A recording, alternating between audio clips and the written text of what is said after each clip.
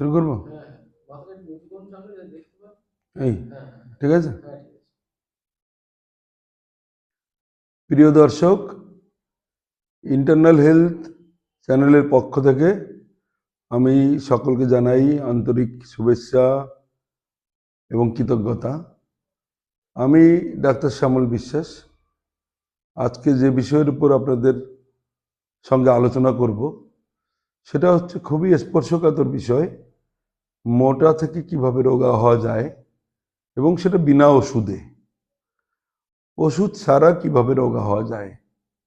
বিষয়ের আলোচনার প্রথমেই আমাদের ভেবে নিতে হবে, আজ যারা স্থূলকায় হয়েছেন, আজ যারা মোটা হয়েছেন, তারা মোটা হলেন কিভাবে, হওয়ার পেছনের ইতিহাসটা কি।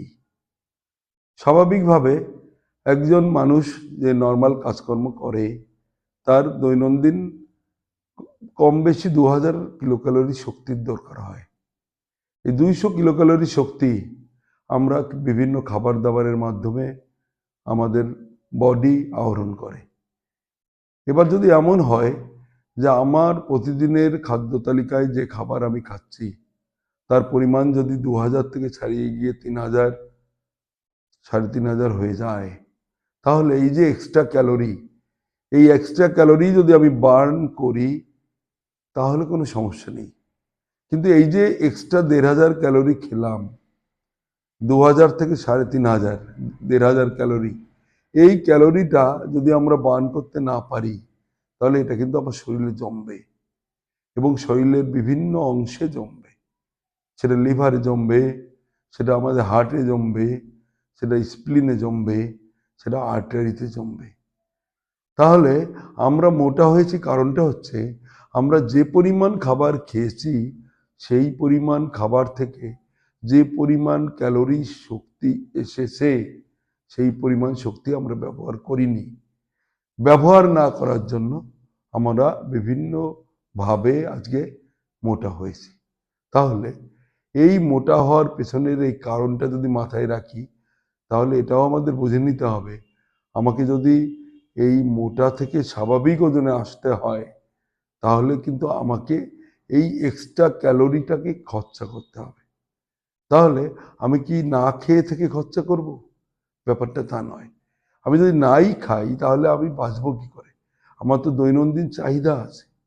তাহলে সেটা করতে গেলে আমার খাবারের তারতম্য ঘটাতে হবে। যে খাবারগুলো খেয়েছি আমি হয়তো সেই খাবারের রকম ফের পাল্টাতে হবে। একটা কথা প্রথমেই মনে রাখা দরকার, আমি যে স্থূলকায় বা মোটা হয়েছি এটা একদিনে হয়নি। এটা হতে আমাদের কিছু সময় লেগেছে, কয়েক বছর লেগেছে। তাহলে যদি আমি এই ভিডিওটা শুনে আমি যদি ভাবি এটা পালন করলে আমি 7 দিনের মধ্যে রোগা হয়ে যাব, ব্যাপারটা কিন্তু তা নয়। এটা হতেও একটু সময় দিতে হবে। তবে আমার কথা যদি আপনি মেনে চলেন, আমার কথা যদি আপনি অনুধাবন করেন, তাহলে কিন্তু 100% গ্যারান্টি যে আপনি রোগা হবেন, আপনার স্বাভাবিক ওজন ফিরে আসবে। আমরা যে খাবারগুলো খাই, এই খাবারগুলো খাই আমরা নর্মালি আমরা 4 বার খাই। সকালে খাই, দুপুরে খাই, বিকালে একটা স্ন্যাক্স করি, রাতে খাই। প্রথমেই খাবার ব্যাপারে আসি। প্রথমে দুটো কথা আপনাদের মাথার মধ্যে মনে রাখতে হবে, সেটা হচ্ছে আমি খিদে পেলেই খাবো, নতুবা খাবো না। এটা হচ্ছে প্রথম কথা। দ্বিতীয় কথা হচ্ছে আমি যখনই খাবো পেট ভরে খাবো। পেট ভরে খেলে কি হবে? আমার যদি সকালে খিদে পায়, সকালে যদি পেট ভরে খাই তাহলে কিন্তু দুপুরের খাবারটা অত লাগবে না। আবার যদি বিকালে খিদে পায়, আমি বিকালে যদি পেট ভরে খাই তাহলে রাতে কিন্তু অত খাবার লাগবে না। তাহলে আমার এই 4 বারের খাবারটা কিন্তু ক্রমান্বয়ে কমতে কমতে 3 বারে চলে আসবে। যদি আয়ুর্বেদিক শাস্ত্র মানেন সেখানে বলা হয় মানুষকে 2 বার খেতে হবে। একটা হচ্ছে সূর্যোদয়ের পরে 3 ঘন্টা, মানে 6টা থেকে 9টার মধ্যে। আবার দ্বিতীয় খেতে বলে